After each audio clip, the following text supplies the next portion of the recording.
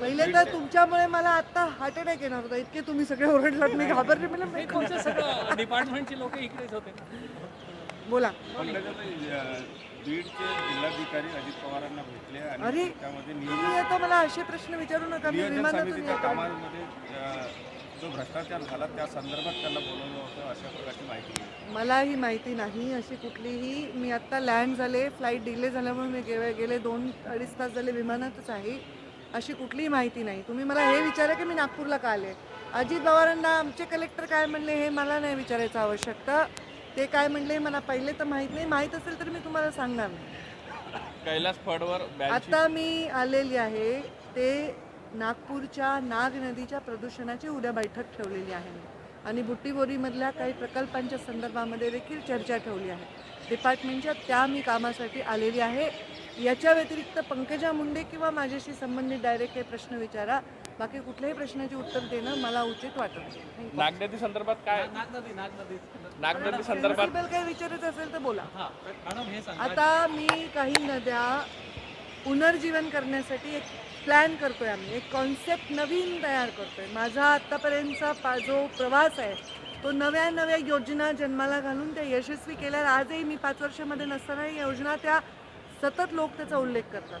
तर नदींच्या बाबतीत सुद्धा मी अशी योजना आता आम्ही डिझाईन करतोय जेणेकरून ह्या नद्यांच्याकडे एकदम दुर्लक्षित आहेत नद्या. त्या कोणाचीच प्रॉपर्टी नाही आहे. जसं नॅशनल हायवे केंद्रशासनाची प्रॉपर्टी असतो, स्टेट हायवे राज्याची असतो, ग्रामीण विकास खात्याचा ग्रामीण रस्ता प्रॉपर्टी असतो.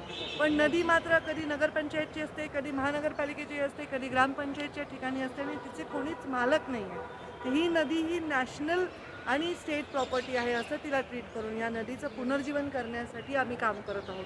त्यामुळे प्रत्येक ठिकाणी जिथे जाऊ तिथे नद्यांचं काय प्रदूषण झालं आहे त्याच्यावर आम्ही विस्तृत बैठक घेतो, त्या लोकांच्या सूचना घेतो आणि त्याच्यावर आम्ही एक नवीन स्कीम नवीन कॉन्सेप्ट तयार करतो आहे. लवकरच तो कॉन्सेप्ट कदाचित या अधिवेशनामध्ये मी तो डिक्लेअर करेन. ते डिझाईन होत आहे आणि खूप चांगला परिणाम प्रदूषणावर याच्यामध्ये आपल्याला बघायला मिळेल.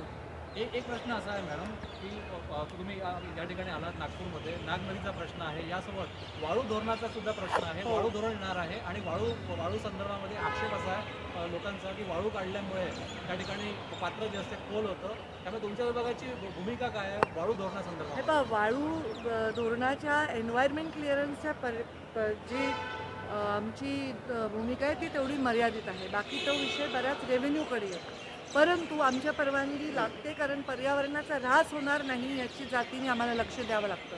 कालच सन्माननीय चंद्रशेखरजी बावनकुळे आणि माझी अशी आमच्या डिपार्टमेंटची जॉईंट बैठक झाली. वाळूच्या धोरणाच्या संदर्भामध्ये खूप विस्तृत चर्चा झाली. अवैध वाळू उपस्याने सरकारचं प्रचंड नुकसान होतं आणि एक गुंडागर्दी प्रत्येक तालुक्यामध्ये ती जाते. ही काय फक्त एका जिल्ह्यात नाही आहे, सगळ्या राज्यामध्ये हीच परिस्थिती आहे आणि त्यामुळे अवैध उपसाने पर्यावरणाचाही ऱ्हास होतो. वाळू कधी कधी काढणं आवश्यक असतं कारण त्याच्यामुळे पात्र कमी झालं तरी पण पाणी थांबत नाही आणि काढल्याने काय होतं, आपण जेव्हा एक्स्केव्हेशन करतो, खोलीकरण रुंदीकरण करतो तेव्हा पाणी तिथे थांबतं, ते जमिनीत मुरतं, त्याचा फायदा होतो. पण त्याचा जो बॅलेन्स आहे ते साधणं अत्यंत आवश्यक आहे. त्याला जलसंधारण खातं, रेव्हेन्यू खातं, रोजगार खातं आणि आमचं खातं म्हणून या गोष्टींना मॉनिटर करत असतं. कुठेतरी संजय राऊतांनी शरद पवारांबद्दल जे काही शिंदेचा सत्कार केला त्यावर नाराजी व्यक्त केलेली आहे. त्या कुठेतरी महाविकास मला असं वाटतं की तुम्हा सर्वांच्या पात्रता या परत तपासल्या पाहिजे. जसं पर्यावरणाचा पात्रता मॅनेज केलं पाहिजे तसं तुमच्याही तुम्ही प्रश्न विचारण्याची तुमची जी उंची आहे ना त्या उंचीवर मी बालवाडीत पण नव्हते. त्यामुळे मला हेच प्रश्न विचारून त्रास घेऊ नका. मी कोण कोणास काय म्हणाले याच्यावर माझ्या जन्मात उत्तर देत नाही. Good night. शेवटचा प्रश्न